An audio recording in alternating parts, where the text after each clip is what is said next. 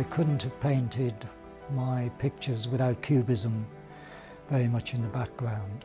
So it arises out of a realistic impulse, but the way the pictures are constructed doesn't necessarily end up realistically, because the studies that are used during the making of it often come out of collages, which the cubists used extensively.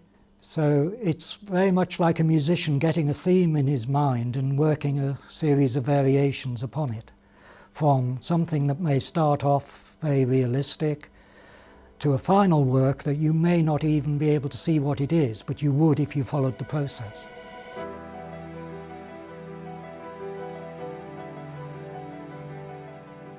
I take an awful long time in a picture to get certain textures and detail in the handling of paint, which I think owes a lot to Braque, Chardin, Vermeer. These are painters who put an awful lot of time into individual pictures.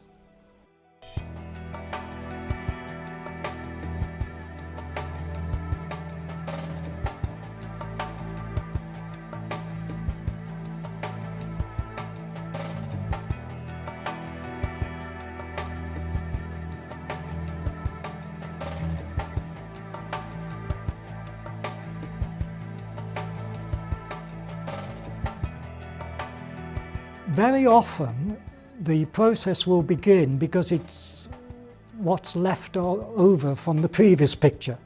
So you've thought that the previous picture is addressing perhaps a doorway in the centre, or a barrier going across the centre, or a glimpse of sea in the centre. And you think this picture you've just worked on is going to capture it, and it never does. There's always something that escapes you. It will begin as a variation on the previous one. So very often I'm going from a pastel study to a collage, to a small oil, to a larger oil, and the final one might not look like the smaller work that sparked it, but if you saw them side by side you would see that the development is clearer.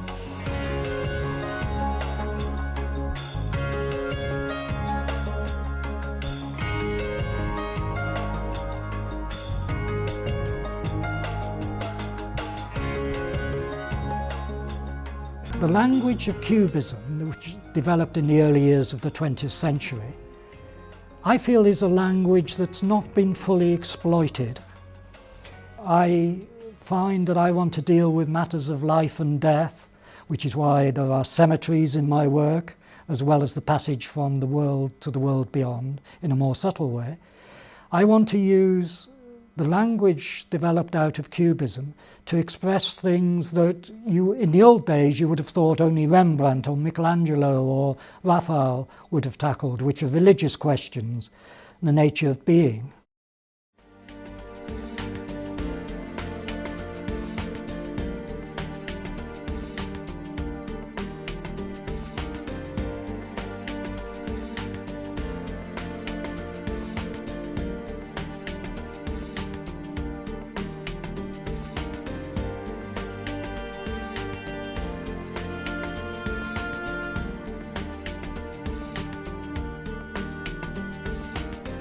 The fact that I'm Welsh, I think, is not something I think of day in, day out consciously, but I think a lot of the themes in my work, I recognise resonances with Welsh mythology, Celtic mythology.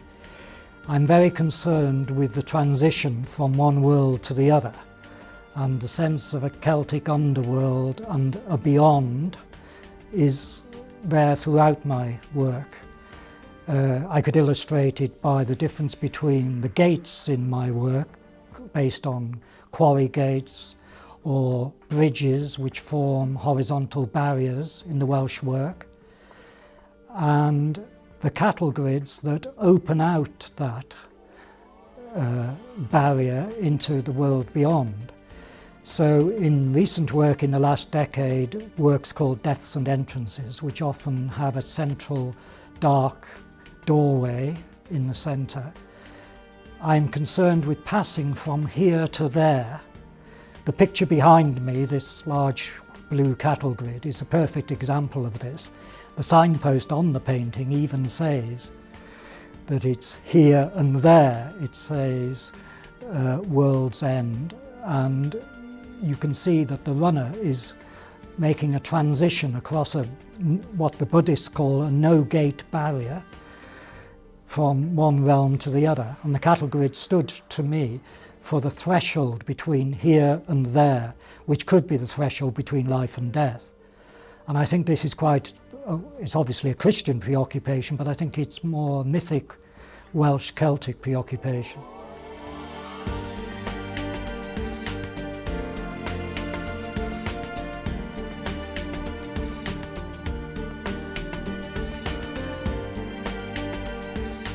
Although my work is on the internet, you gain an enormous amount from seeing the physical nature of the work.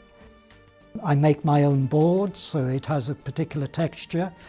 There's nearly always a colour bleeding through from the back. The underpainting is done in quite different colours from the final painting.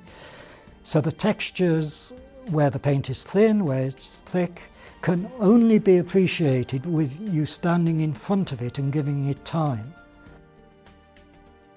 I think the time you put into a piece of work is there for the observer to get out of it. And although I might obsess for hours over a particular small area of a painting, and somebody overlooking might think, well, why does it matter that that angle's there or that that texture is on that piece of red? Something about my dwelling on it is there for you to extract.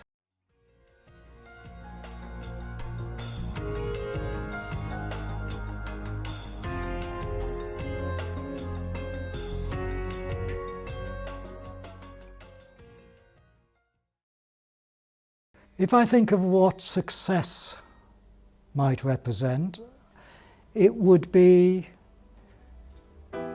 people giving the work time, coming back to it more than once, it mattering to them in the way that you might learn a poem when you're in school and it's there with you for the rest of your life. Every time you walked through and saw a doorway, a gateway, a cattle grid, an apse in a church, you would see it differently because you've seen my work.